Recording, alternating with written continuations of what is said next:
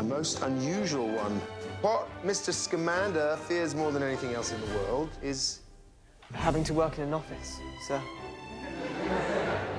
Go ahead, Newt. Ridiculous. I loved going back to Hogwarts, of course I did. When I opened the script for Beast 2, and I just saw Hogwarts, I was really thrilled. When I walked on and saw all the trunks and Hogwarts stickers and things like that, it's pretty amazing. And then to have all the kids in their Hogwarts uniforms from the 1927 period was really great. And Jo came to visit and she was like, wow, you know, we're back in Hogwarts. I think it expands the universe and brings it in some ways back closer to the Harry Potter world, which is great.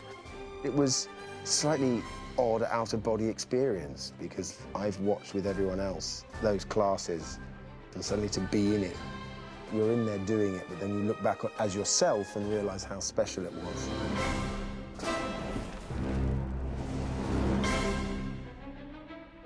Hogwarts doesn't need to change a lot. That's the thing about magic. You don't need the latest wand. Their tools have remained the same for hundreds of years. So Hogwarts looks very familiar to anyone who saw the Potter movies. But obviously the teaching style looked different. Professor McGonagall, the stranger's done it again! Missy, it was the stranger. She's horrible, she did this, she did that, she did what? I did nothing wrong. Those names, the stories, the histories that sit in the back of our mind from the Potter series begin to weave their way into Beasts. Coming back was an interesting one. Never thought we'd be using Hogwarts again when we finished on Deathly Hallows Parts 2. And of course, Deathly Hallows Parts 2, we completely trashed the school. With Hogwarts, they built the whole castle digitally for the last film. It had been a model for the previous 7, but for the last film, because there was so much destruction, it was a digital build. So Tim went to dig it out of the archive. Everything had to be upgraded. Everything had to be brought up to a higher resolution throughout Potter to hold up in this sort of new super resolution that we're all working in these days. You want to keep the connection with what people know and love. A unique thing was we had to create the Great Hall, and we knew that that wasn't going to be a physical build because it was one shot, so it was a digital build. What we were able to do was go in at midnight into the Warner's Harry Potter tour next door to the studio and scan the set. And I think it was somebody in the office who pointed out at the tour the gaps between the tiles are bigger and it's clean, as in all the Potter films it was dirty and dusty. So once we'd built it correctly, we then realised, oh no, it has to look slightly different than that, so we went back in and used all the films as reference.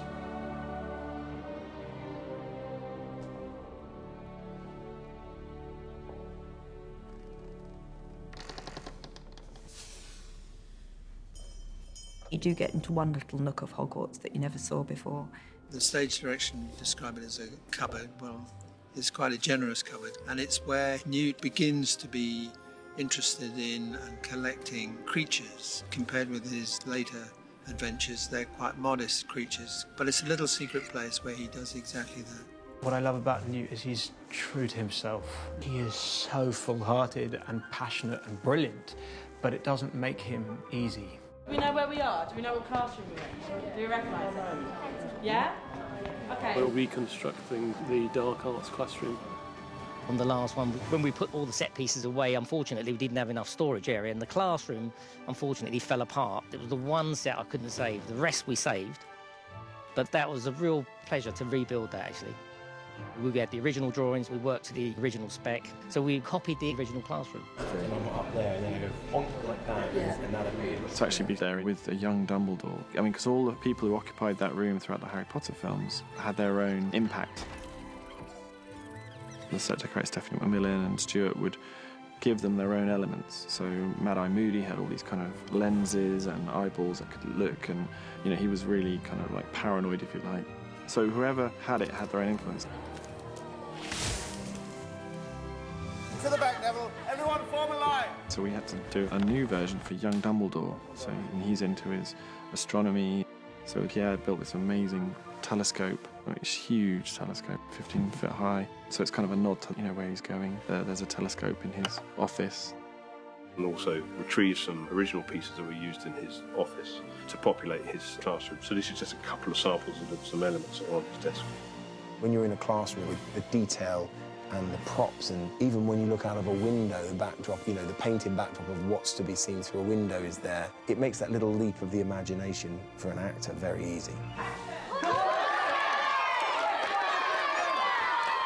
children in that scene were so thrilled to be there, and David constructed that scene. He gives the actors so much time to discover what they need to discover to make a scene their own and to feel natural and real. So it really felt like a class. Oh, that's good, that's good. So we really need to sort of vocalise it a little bit. I want it to be as real as possible for me as it is for them. So it's always encouraging actors to be in the moment. And there's a lot of laughter and playfulness in each scene. There they were, wide-eyed, thrilled to be, you know, in this familiar surrounding, the Defence Against the Dark Arts classroom. It's another chapter. There are wonderful little seeds planted of threads and characters that appeared in the Potter films. It really hints at more to come.